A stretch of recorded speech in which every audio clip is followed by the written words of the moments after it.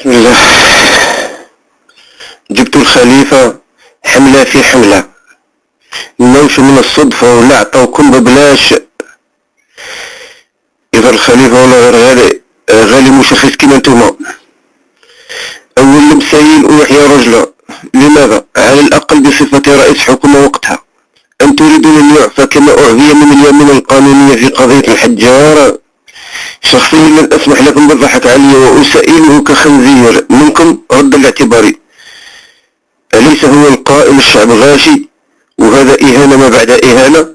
ثم هو زعيم القاعدة بالمغرب، رابطه في الخدمة على اليوتيوب بالفيديو. أول مسائل ويحيى رجلة. ويجيب إبليس من دخان 12 بشهادة سي حجار. القصيدة اللي على اليوتيوب نتاع عباس الفاسي أنا ما نقراش. أول مسائل ويحيى رجلة. ويجيب إبليس من دخان 12. سي بن عز مشهور بذيك المقولة: بريطانيا ليست ملزمة بتسليم الخليفة، فقد القانون دولزمة طز. سي بن عز مشهور بذيك المقولة. وبفضايح أخرين يا أخي ما يخفاش النقابة وفضايح مع الخمس قضاة.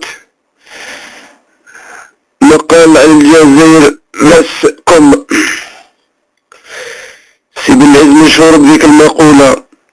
وبفضايح أخرين يا أخي ما يخفاش بتفليق القزم من ديرنا قبله هو كيف الله يظهر ما ننساش. وتحت 46 مليار غدات اغتيال هواري. إحلال هاشمكم القزم أحرام الخليفة عبد المؤمن. وشكيب المبروكي بنت خالته المتعدد الجنسيات مثل يعني تراكم سعيد بوتفليقة في حماية اللي طاب جنانه. الحملة الانتخابية التي يكون لها مردود لصالحكم وصالح الجماعة تبدأ بمساءلة محاسبة رئيس جماعة وجدة في القزم بالذات. فهذا خراكم زاد فوق البهد لا وراح يزيد يفيض ويجري لنا حناش. والسطبو معنا في حد الزلزلة والقتل الفرد شطحة وقد 17 اغتيال بوبيا. وعلي تونسي من تصفيات بعضكم للبعض وصورة من ضرب الظالمين بالظالمين. شكون يصدق متقطعة الطبلة والبنديرة تمزق قبل 14 قبل رئاسية 2014. جبتوا لنا شاكيب يحمل مكحلة. يا ترى كيف أحواله؟ راه طول ما جاش كسرتو زغاريد في ليلة الدخلة والغيطة والعايطة فلاش وراها فلاش. فرغ سوناطراك وهربنا ولا. أمريكي الجنسية ومروكي مكراش.